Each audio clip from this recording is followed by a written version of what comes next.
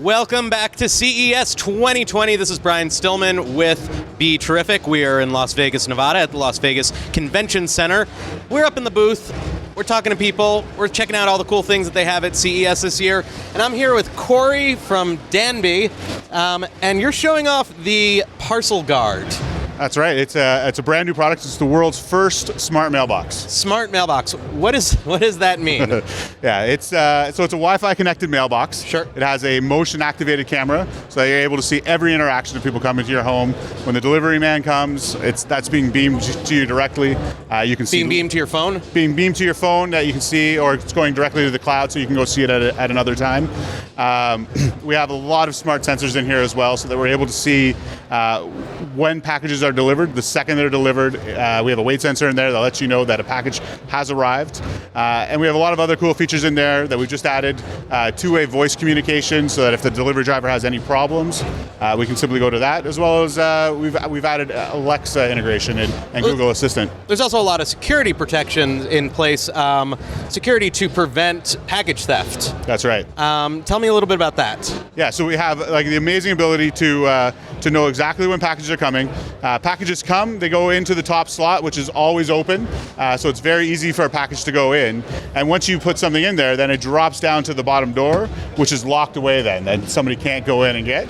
And we have sensors in here as well, so if anybody does try to go and try to get it, we know about that as well. We set out an alarm to your neighborhood, as well as a notification to your app as well. Now, this whole device is designed to sit on your porch or wherever you get packages. You said it can bolt down.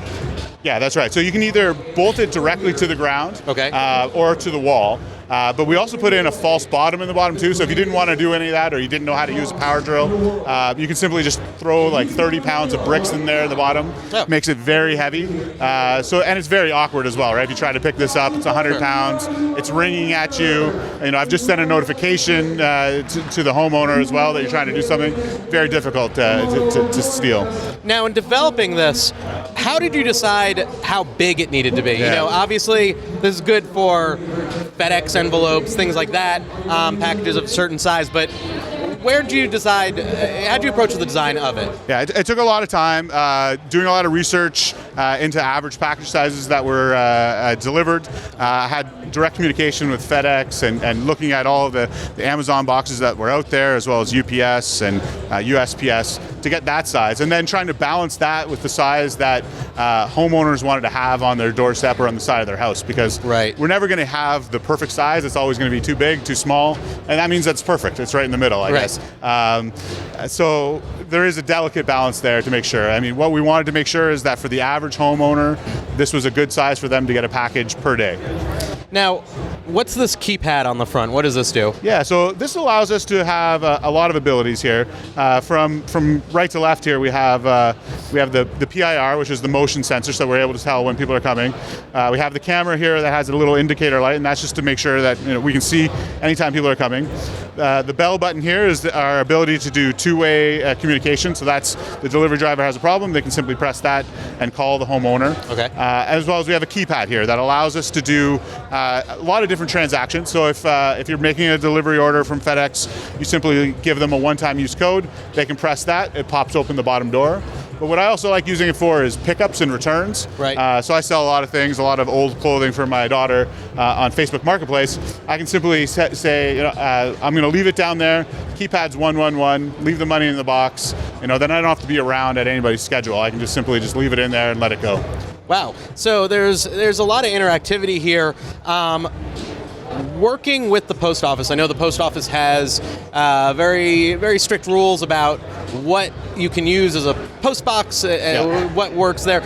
Have you been in contact with them? How are you negotiating that?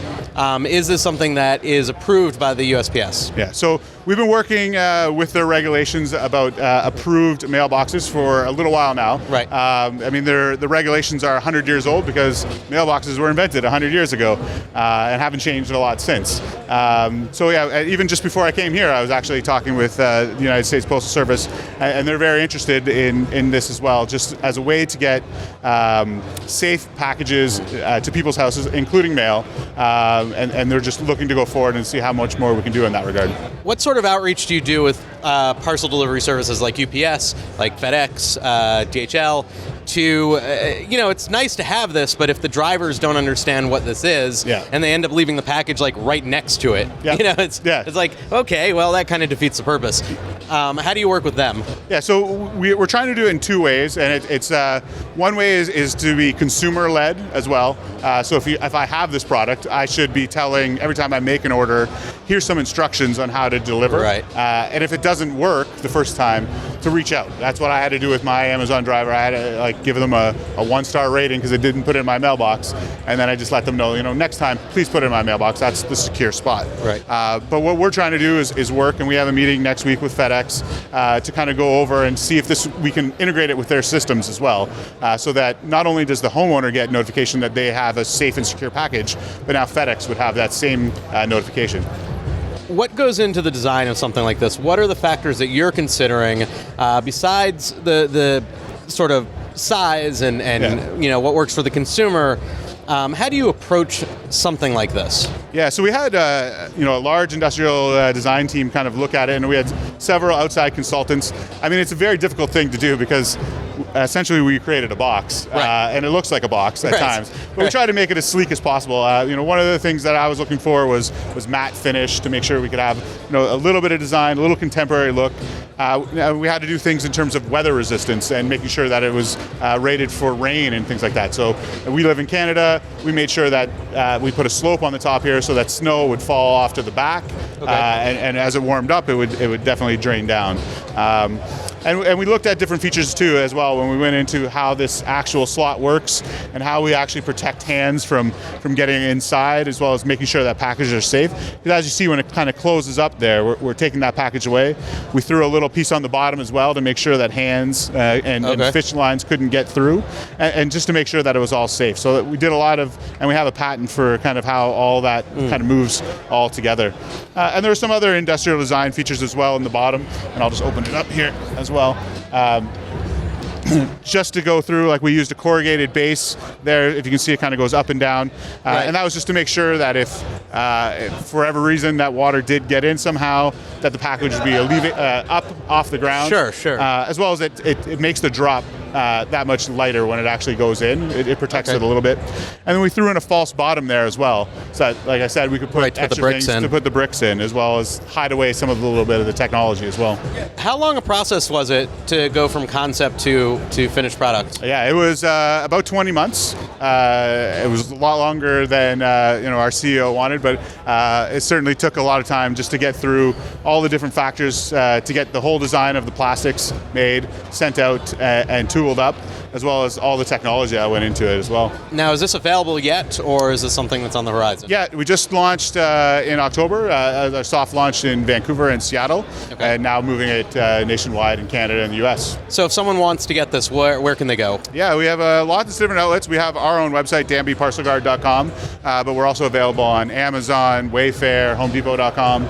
How much does this unit cost? $399. $399. Yeah. And it's very cool. I mean, what sort of features are you thinking of as you move forward, as you're sort of have this out there, as you're getting feedback? Yeah.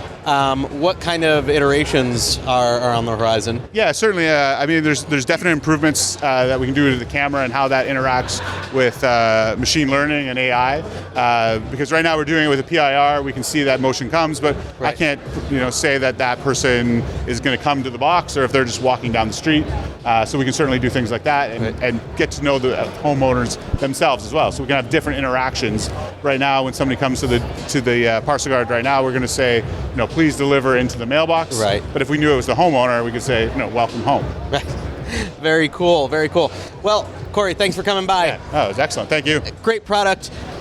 We've got a lot more for you coming from CES 2020. This is Brian Stillman. I keep hearing it talk. Yes.